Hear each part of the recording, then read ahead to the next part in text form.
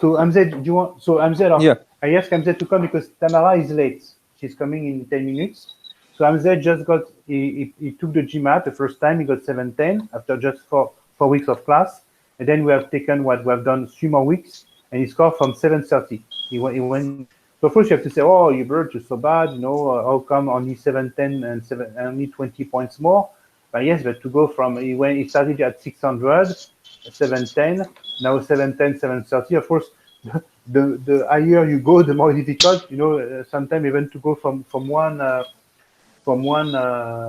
points, it's already difficult. Okay, so maybe they can introduce themselves. If you can invite Alan as well. So François, do you want to introduce yourself to the others? François, Yes.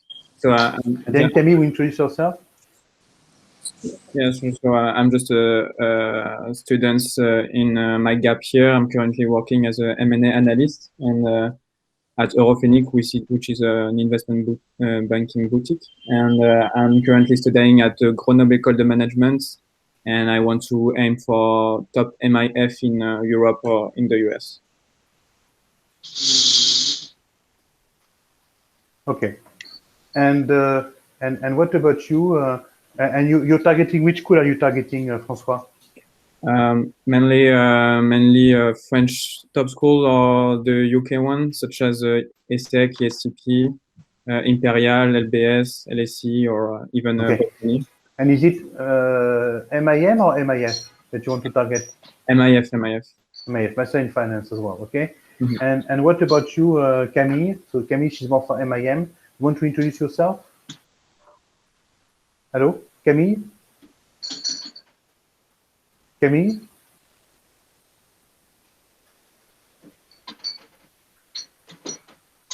Camille, yeah?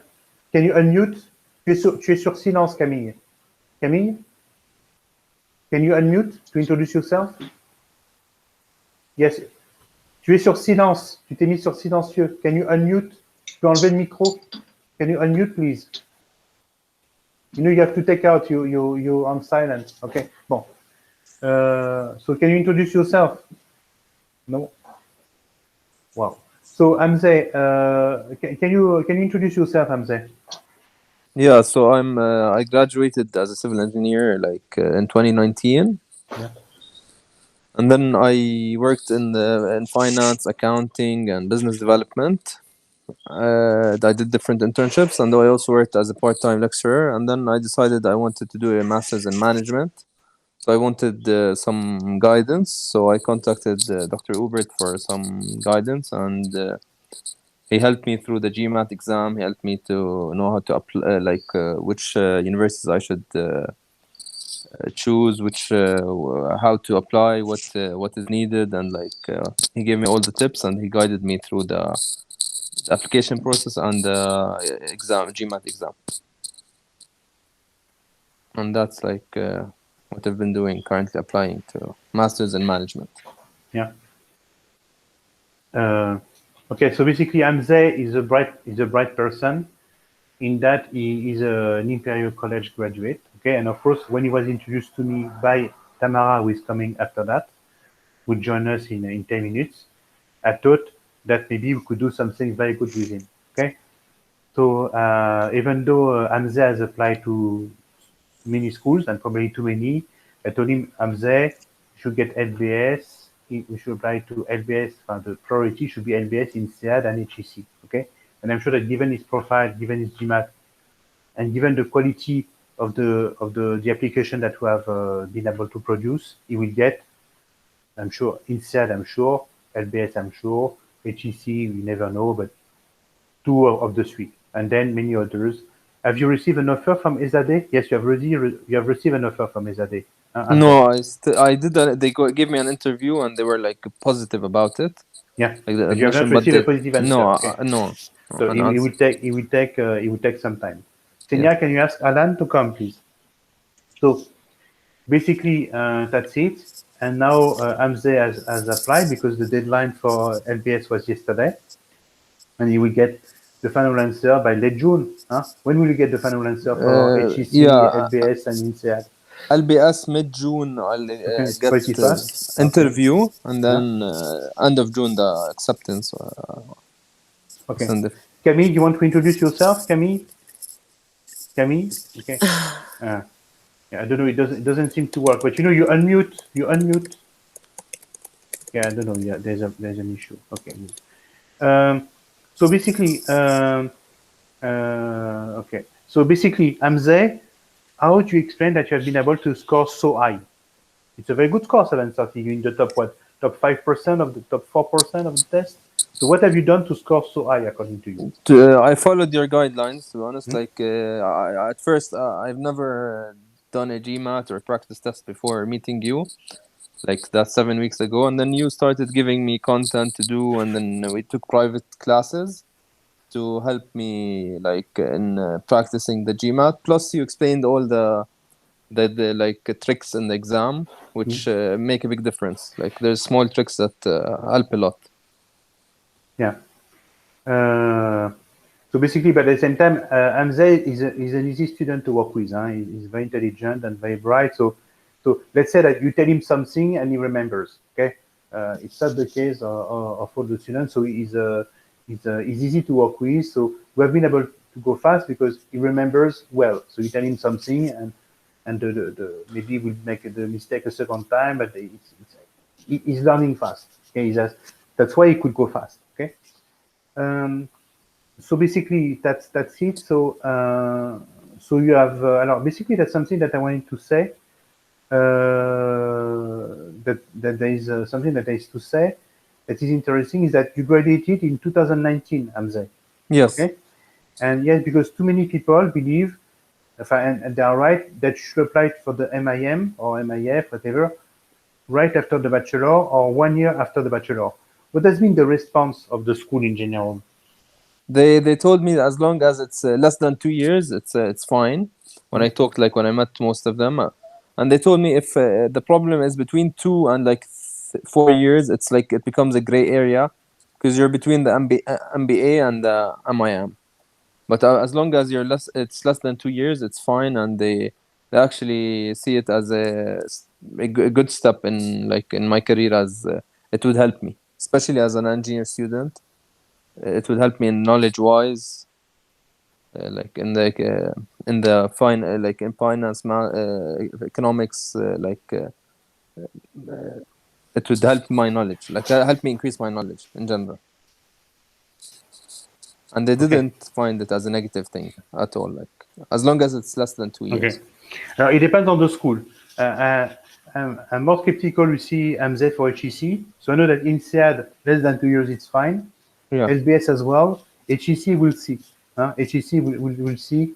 We'll see what they say. Okay. Because a school like HEC, they will say after 2 years, apply for the MBA. Okay. Don't apply for masters. We have maybe something else. So, for instance, I'm there. You have someone who was in this situation last year. Forgot his name, and he applied after 2 years, and they say, okay, wait a bit, and he was supposed to start in September, and in reality, he started in January to have exactly 2 years. They asked him to work another 3 months to be eligible for an MBA, and he got accepted to the MBA. Okay. By the way, remember when we started, you wanted to go for MBA, but for instead, your work experience was too little. And instead being your key destination, we decided that we should still go for an MIM. Okay, but for HEC it can be. So basically, what is interesting to know with Hamza is that yes, you can start. He started with me in April, and finally you can still do it. Okay, well now it's too late if you want to start. Okay, but for instance, to give you an idea, every student who applied yesterday for also for LBS, but after only 1 week with us. Okay, so you can still apply late, but of course it's not advised. And the reason why I asked Hamza after his 710 to retake the GMAT to get 730, because I knew that applying on the last round, the application has to be perfect. So now he's from Jordan, so he's really a minority. He has an imperial degree. He has a 730. He has good application. Will have good interviews. So it should be pretty good. Okay. So tell me, Hamza, you went through interviews. So what is it like to have an interview?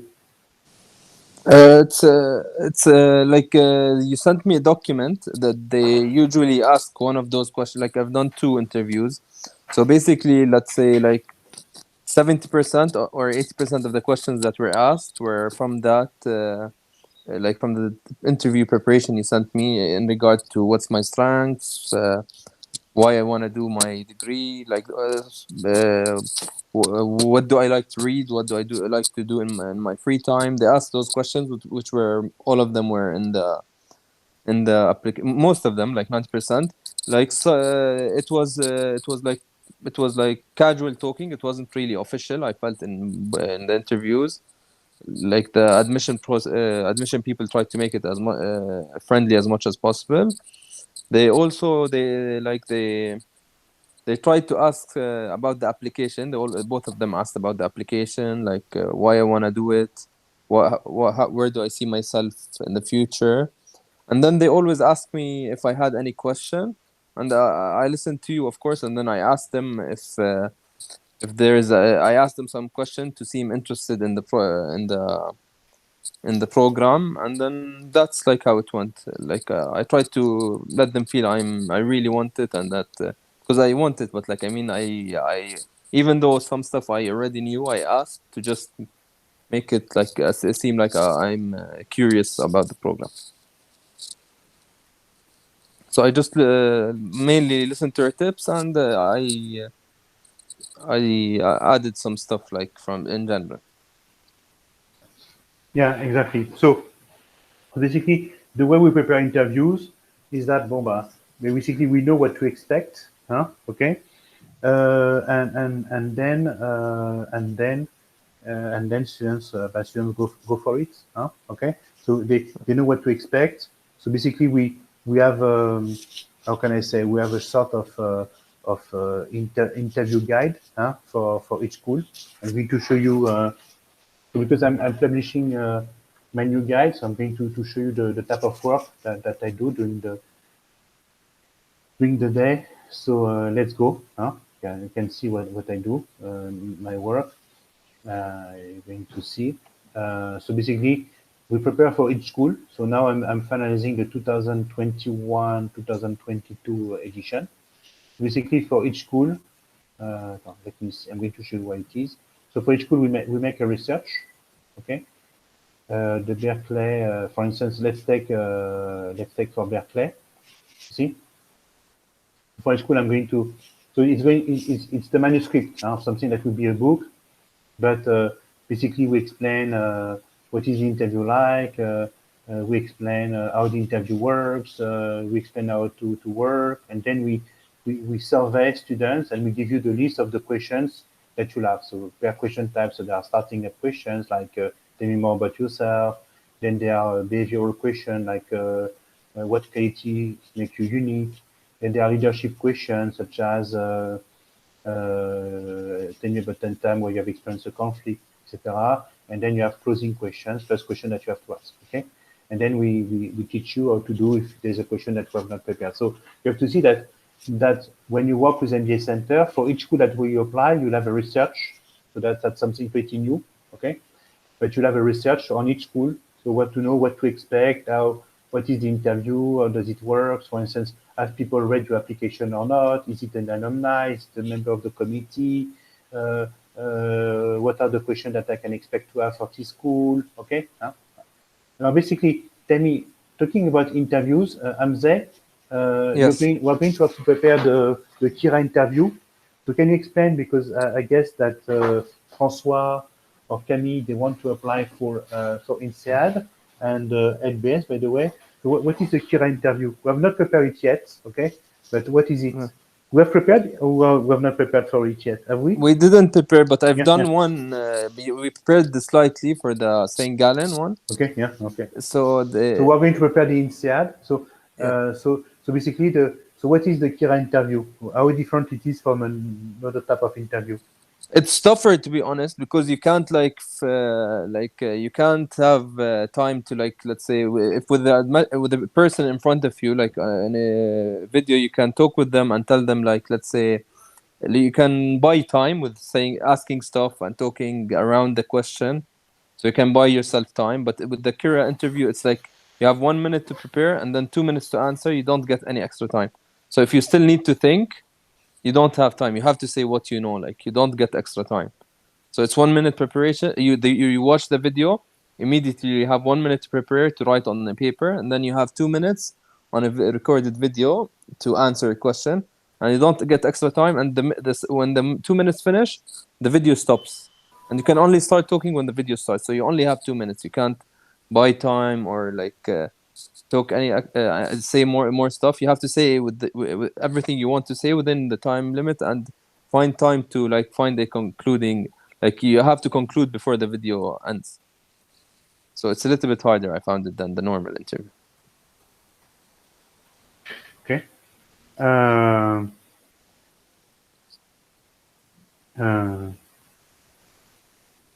Yes, it's exactly that. Okay. And then the process takes. So basically, how long does the process take between sending the GMAT, the application, and getting the final answer? So for Ezade was very fast, but how long is it normally, Hamze, from one to the other? Like from doing the application. Yeah. It's So basically, think it's 4 weeks. From the time where you send, yes, it depends on the school. Yeah, it's true that now you get the answer pretty fast because you need to process your visa, etc. Yeah. That's the way it works. Okay. Yeah. So tell me, we're going to ask students to ask questions. So Camille, can you reply? You know what to do, Camille. You unmute yourself. Okay. Yeah. So Yeah. what questions have you got? Because so Camille just started. We had our first class yesterday. Huh? You see, Hamza, she's like you. By the way, I was in class with her when you said that you had 7:30, so we got interrupted. Huh? Okay. Yeah, sorry. And Camille, Baba. She has to work. Huh, Camille? Huh? Yes. She has to work. She told me, oh, I don't understand why I don't get this math question. Well, the math level is very low. Yes, it's not the question of the level. It's the question that you have to be fast and accurate, etc. So, what questions have you got for Hamza, who will get LBS in SEAD and maybe HEC? What questions have you got for him? How long did you take for your preparation for the GMAT? How many weeks or months? 7 weeks nearly, like all of it, 6-7 weeks with Dr. Uber. Okay, and were you working for your school or something else next to that, or were you only focused on the GMAT? I was more focused, but I still do an internship at a company, and also I'm part-time lecturing. Like I still have to, like I have 3 classes that I have to contact the students, give them like homeworks, check the stuff, and then write the exam. Like now they had the final exam this week. They had to write the first. So it was a little bit a mix of both. Okay. So is it possible? So you understand, Camille, he has a full-time job, plus he has a part-time job. So the guy, he works 6 hours a week, and still he has been able to have lessons like 2 or 3 times per week, plus his application. So he's at least as busy as you. Okay, and he could perfect. Because it was what worried me a bit, because I'm currently doing an apprenticeship and I'm working all the day in a company, so it was the thing that worried me a bit. Okay, so thank you. I'm there, an apprenticeship in France. So usually the way it works is that they work from Monday to Thursday, and then they have class Wednesday, Thursday, Friday, Saturday. So it's quite demanding because you have in 2 days you have to do all your class, plus on Sunday homework, etc. So you really work 7 out of 7. Okay. But the advantage of that in some schools, you could do it, by the way, if you go to some schools, but HEC doesn't do it, but ESSEC does it. But if you get accepted to ESSEC, for instance, you can, for instance, work and study at the same time. Okay. So it means that they pay for all your studies. Okay. The government pays for all your studies, and plus you receive 1,200 per month. How much do you receive per month, Camille? 1,200? 1,200? How much do you receive per month? Yes, like the SMIC, like 1,200. Yeah, but 1,200 when you're a student, it's not bad. It's like $1,500. Yes, you receive and my master is, and the master is paid by the state. By the company, yes. Yeah, can you imagine? Okay, so it's not bad. Okay, But some schools do it, but HEC doesn't do it, INSEAD doesn't do it, but ESSEC does it. So at the end, you say, okay, ESSEC is number 2 in France versus HEC number 1, but if you can finish ESSEC with 2 years of work experience and no debt versus HEC, no work experience and a lot of debts, Of course. where I would go. Okay, but Yeah, the of school that you're course. applying to, they don't have apprenticeship. Okay. Yeah. Another question, Camille. So yeah, GMAT. So anyway, with Camille, we said GMAT late August. Okay. Now, why Camille? Why more time? Because your English is not as fluent as Hamzeh's. Because Hamzeh, he has studied 4 years. Okay. And he's an engineer, so his math is better than yours. Okay. So you need more time. Okay. Yes, You of need course. more time because Hamzeh is the perfect GMAT student. Okay. Because his English is good and his math is good. Okay. You're still a good student because you're a Dauphine graduate, so you're good at math, and your English or your French. Okay, so that's what it is. But it will improve. Okay, so of course, French people French rarely gets a 713 7 weeks. Very rarely get. So the only thing that I would say with Hamzeh is that he has applied probably to too many schools. Yes, true. Should have applied to ESSEC, HEC, LBS, INSEAD, another one, Imperial, maybe 5 schools.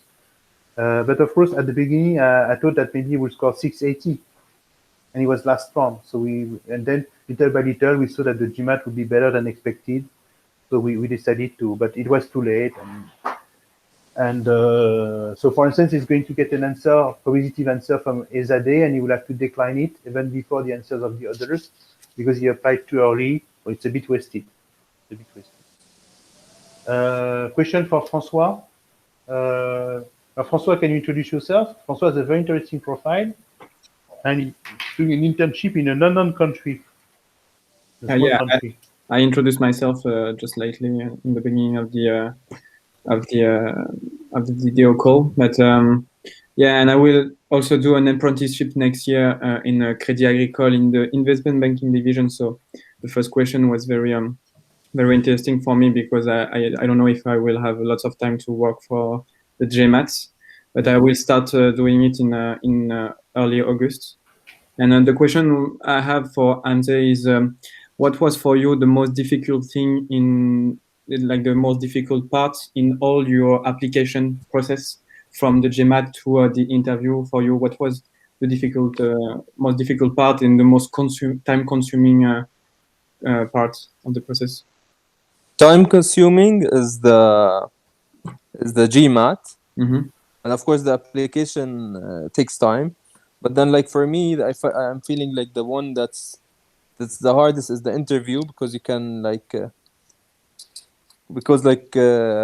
you can't prepare enough. Like of course, with more preparation, I'll be better. Like I still haven't had all my preparation with Dr. Ubert, but I'm a person who's like he doesn't really like presentations, so I feel like it's gonna be the hardest part. Mm-hmm. But time consuming, the GMAT, you need to do tests every 2 days, at least 3 days to get a good grade. Plus the applications, like for me, I applied to 8 universities. Okay. So that applications did take a lot of time, but it would be for I would advise for anyone to not do more than 4 applications, and that would be like reasonable. 4 or 5. It depends, Hamzeh. It depends. But it's for too instance, much. Our Indian students, they apply to more schools because it's difficult as Indian. So, Okay, but you have a good profile when you're Imperial graduate with a 730, you apply to 5 schools. Okay. But Yeah, me, when he started, I thought that maybe he would score 680 and he was last round. That's why imagine that you have 680 Hamzeh or 660. You have been happy to have a Zadeh. You have been happy. It's okay. It's true. But Yeah. of course, now with 730, it's okay. I want at least in Seattle. Okay. Yeah, maybe that's why I changed. Like at the beginning, I felt 8 would be good, but now I feel like it's too much. Yeah, you understand that your approach will change. It's like you, François. You see, it's very funny when I talk to students with François because sometimes, mainly for MBAs, a guy comes to see me and he says, "I want to go to Georgetown or Duke MBA." Then we work together, And the guy finally he decided that I said, okay, let's try. I don't know, let's try Chicago, let's try Kellogg, and maybe we can try Harvard, but okay, unlikely. But and then the guy at the end said, oh, I'm very disappointed that I didn't get Harvard and Stanford, and I only got Chicago. I said, man, when you came to see me, you wanted to go to Duke. Okay, so we have already done quite a lot, but of course we said we have tried Harvard because okay, let's go for it. Okay, but you understand. So basically, today of course Hamza Ezadeh was enough for him. Today will be probably disappointed just with LBS. He wants INSEAD and HEC, okay, which is good. There's an expression in French which is l'appétit vient en mangeant. The hunger comes eating. And yes, that's the way it is. And I'm happy that my students are ambitious. Okay, you think there's the right fit. So for Camille, I will be happy with LBS, but she needs a good GMAT. For you, MIF, yes, I will be happy. Yes, LBS Imperial, I will be happy. Yeah, Imperial, even Imperial LSE, I will be happy. See, François. Right. We'll see. We'll see. Yes, sure. We'll see. We'll see. But it's good schools. Good schools. But of course, Ezadeh, it's a bit below. That's why I would not be happy that Hamza goes to Ezadeh, because it's a bit below.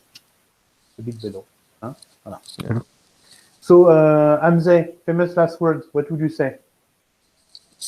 Last thing, like it's like for me, to be honest, I'm happy that I listened to Dr. Ubert like all the time, because he guided me like, and then it's good to always also ask if you know people, like ask them for help. It's better than taking like the long way. If I did all of this on my own, I'm pretty sure I wouldn't have done as good, not nearly as close as. No, starting in April, you'd have never been accepted to No way. SBS and INSEAD. Okay. Yeah, no way. For sure. Yeah. For sure. Okay. And yes, but at the same time, the material is good. The team is good. It makes we make a good team. Okay. Yeah. Don't forget that we still have to prepare. Kira. Okay. Yes, of course. Kira and then interviews. If we are any other question, François? Any other question?